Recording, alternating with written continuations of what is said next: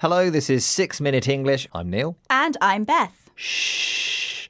Quiet, please. I'm trying to read here, Beth. Oh, excuse me. I didn't know this was a library. Well, what exactly is a library? Have you ever thought about that? Well, somewhere with lots of books, I suppose, where you go to read or study. A symbol of knowledge and learning, a place to keep warm in the winter, or somewhere to murder victims in a crime novel.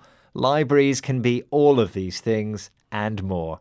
In this programme, we'll be looking into the hidden life of the library, including one of the most famous, the Great Library of Alexandria, founded in ancient Egypt in around 285 BCE. And as usual, we'll be learning some useful new vocabulary and doing it all in a whisper so as not to disturb anyone. Glad to hear it. But before we get out our library cards, I have a question for you, Beth.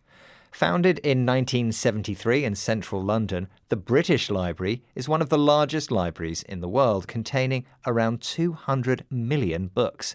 But which of the following can be found on its shelves?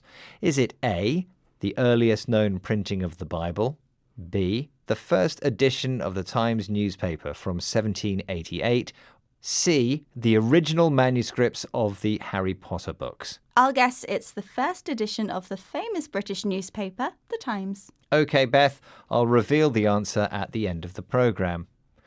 Libraries mean different things to different people, so who better to ask than someone who has written the book on it, literally. Professor Andrew Pettigrew is the author of a new book, A Fragile History of the Library. Here he explains what a library means to him on BBC Radio 3 programme Art and Ideas. Well, in my view, a library is any collection of books which is deliberately put together by its owner or patron.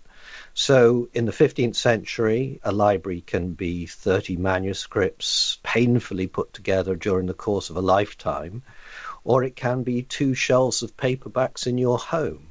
Andrew defines a library as any collection of books someone has intentionally built up. This could be as simple as a few paperbacks, cheap books with a cover made of thick paper. Today, books are available everywhere from supermarkets to train stations, but back in history, that wasn't the case. In earlier centuries, printed books or manuscripts were rare and may have been painfully collected over many years. Andrew uses the adverb painfully or painstakingly to describe something which took a lot of care and effort to do. But paperback books and private collections are only part of the story. You may not believe it, but libraries are places of power. To find out why, we have to go back in time to the ancient Egyptian port of Alexandria in the 3rd century BCE. The Great Library of Alexandria held the largest collection of books in the ancient world.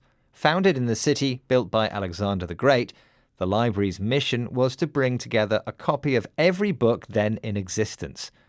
According to history professor Islam Issa, there were 2 reasons why the Great Library made Alexandria so powerful, as he explained to BBC Radio 3 programme Art and Ideas.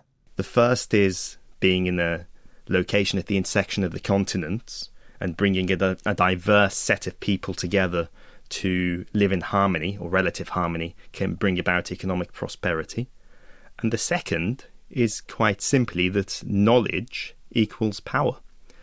And so the library is a form of soft power. It's a way of saying that Alexandria is an important centre of knowledge, a regional capital, by being the guardians of knowledge. Alexandria was the meeting point of different cultures, where different ideas and philosophies were exchanged. This atmosphere encouraged people to live in harmony, peacefully and cooperatively with each other. But the main reason for the Great Library's importance is that knowledge equals power, a saying meaning that the more someone knows, the more they will be able to control events. Alexandria became the capital of soft power, the use of political and cultural knowledge rather than military power to influence events. Now, maybe it's time to reveal the answer to your question, Neil. Sure, I asked you which famous text could be found in the British Library. I guessed it was the first edition of the Times newspaper. So was I right? That was the correct answer. In the British Library, you'll find the first copy of The Times, along with the first editions of many famous books. Okay, let's recap the vocabulary we've learned in this program, starting with shh, an exclamation used to ask someone to be quiet. A paperback is a type of book with a cover made of thick paper and sold relatively cheaply. Doing something painstakingly or painfully means doing it in a way showing that lots of care and effort has been taken.